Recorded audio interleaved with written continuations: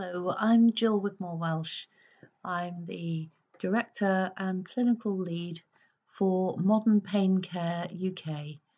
And today I'm going to be recording a short podcast which is about complex regional pain syndrome, commonly known as CRPS, chronic pain, and body image. So, when you have CRPS or chronic pain, your body image will be different from the way it was before you began having your problems. So, what is body image? Well, body image is the perception you have of your physical self. Now, at Modern Pain Care UK, we consider that redevelopment of your body image is a very important part of our More Well protocol.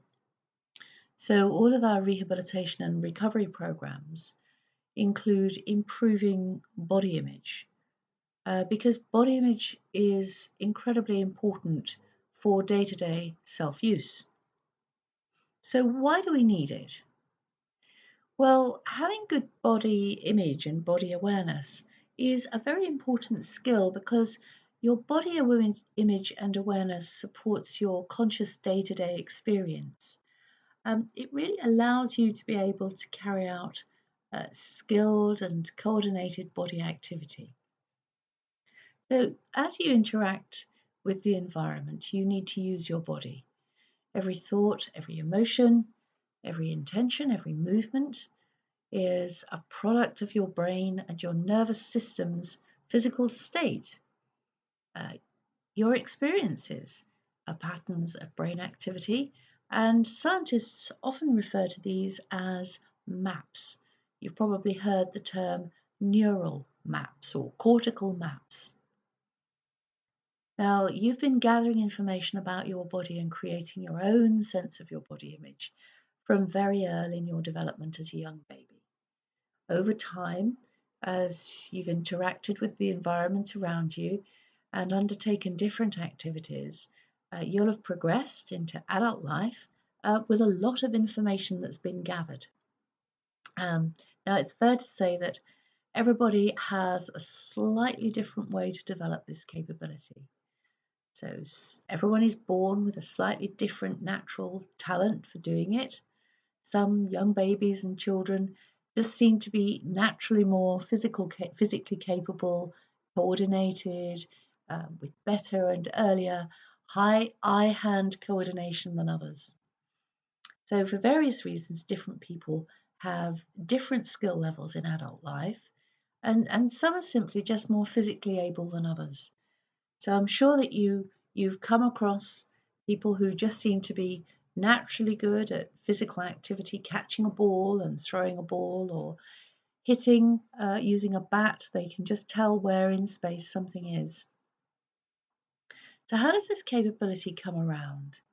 Well, babies have to learn how to accurately discriminate among their body parts. In other words, babies and children have to develop an ability to differentiate and gain an understanding of the nature of their body. And this occurs in three different ways. So, the first of these is developing a knowledge of their body parts. So, this means being able to accurately know that they have different body parts, like they've got legs, arms, fingers, toes, and to be able to locate the nearest parts of their body on themselves and on others. Now, after this comes a knowledge of what can be done with the body parts. So, in other words, you need to know which parts can be bent, straightened, gripped, opened, pushed through, pulled with, and where they move. So, as babies progress into young children, they develop their abilities. They recognize parts of a given action and they learn how their body has actual potential for performing, for doing things.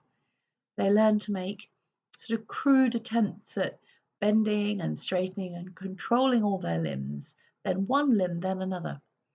So if you've watched young babies moving or you've watched young children moving, you'll observe that they do a lot of experimenting, a lot of exploring, a lot of sort of pushing and pulling and trying to find places that they can move their limbs to.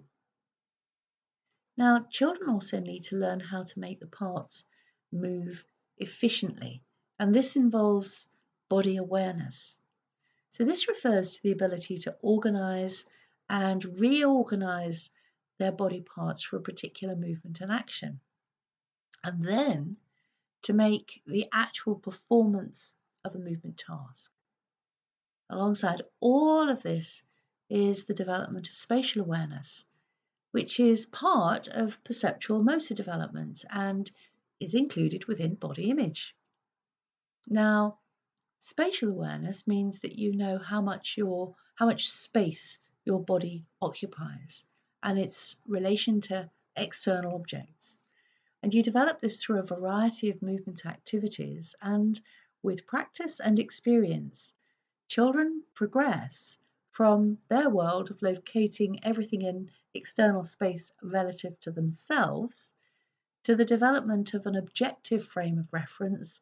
And that means being able to know how far objects are away from them, distance, what's north and what's south, what's left and what's right. Now, as an adult, your spatial awareness is usually adequate, but the ability varies from person to person. Now, one example of this is, for example, reading a road map while travelling through unfamiliar territory. Many people will become uncertain of whether they're travelling north, south, east, or west, and decisions regarding which way to turn sometimes seem to necessitate literally placing oneself on the map in order to project a mental image of turning options.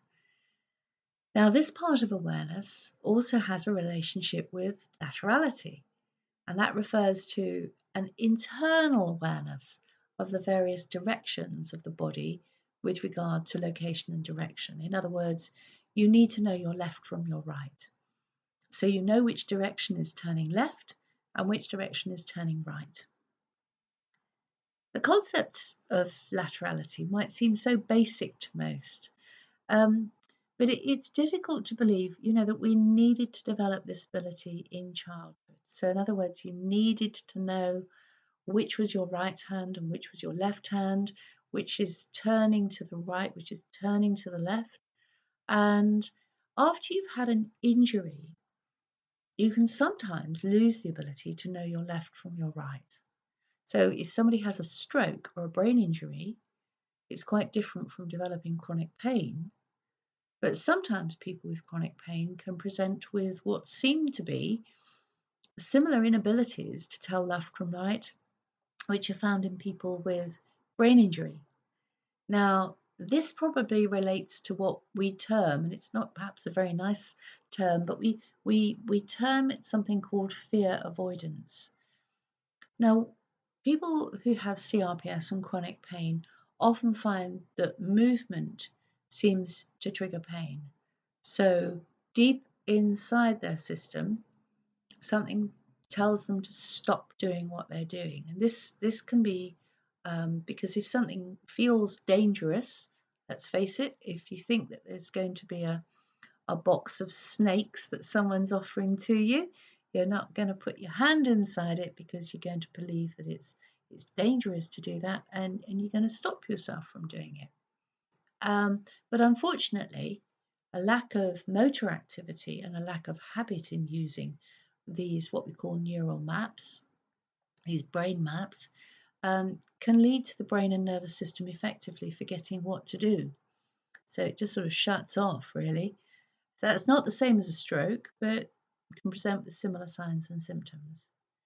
So research studies have shown that people with chronic pain can fortunately regain this ability, their ability to differentiate left and right and perform normal movement activity.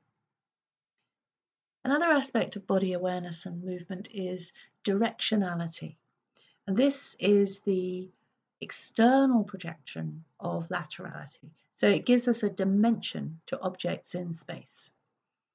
Now, people who have difficulties with directionality will often encounter problems in discriminating between various letters of the alphabet. And people with these kinds of problems might write and see words upside down and feel confused when it comes to reading. And direction awareness is a developmental process, and it relies on both maturation, so maturing, and experience.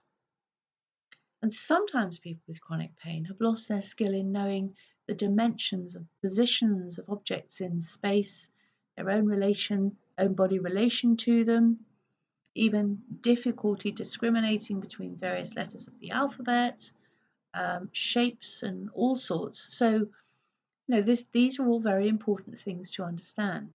But fortunately, body image, body awareness, spatial awareness, and directionality can all improve with good precision fit reprogramming.